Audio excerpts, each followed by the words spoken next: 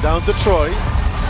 He'll try to go baseline. Finds Jeremiah Gray. Sets his feet. Then finally breaks. He'll take it. He'll miss the tip from Stephen Holt. Taken by Japet to Scotty to Gray.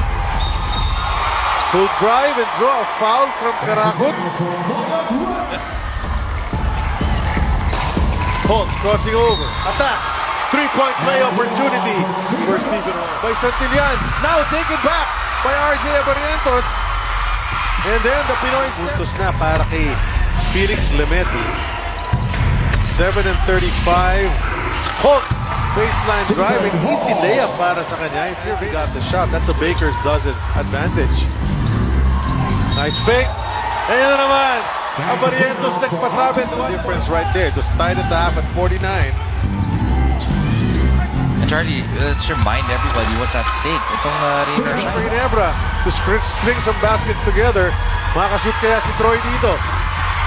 Hindi pa rin. Follow up naman. Mula kay Iskari. Just 5. They got 5 more, but you know, pakuntian yan eh. Oh, look at Norbert Torres. He's been working with Ginebra. Troy to Holt. Holt back to Troy. Quickly. Hindi na binaba ni Troy Rosario. No, that time Turn this to a one-possession game if you're Ginebra.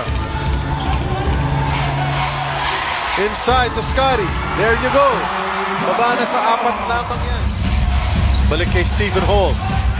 Can't give it to Japet. RJ takes a 3. That's exactly what Dominic Uy just said. Likes taking him to the cup. Mukhang determinado ba siya score doon? Medyo, no? Oh, that's gonna count!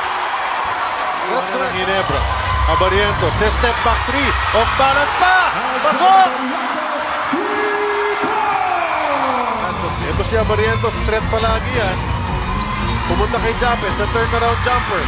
Masyado malakas, natapit. Troy Rosario doing what he does best. Oh, taken away. Anticipated yun. RJ the foul and the basket. He could tie it up with the free throw. Shine. Stephen Holt in the lane. The layup.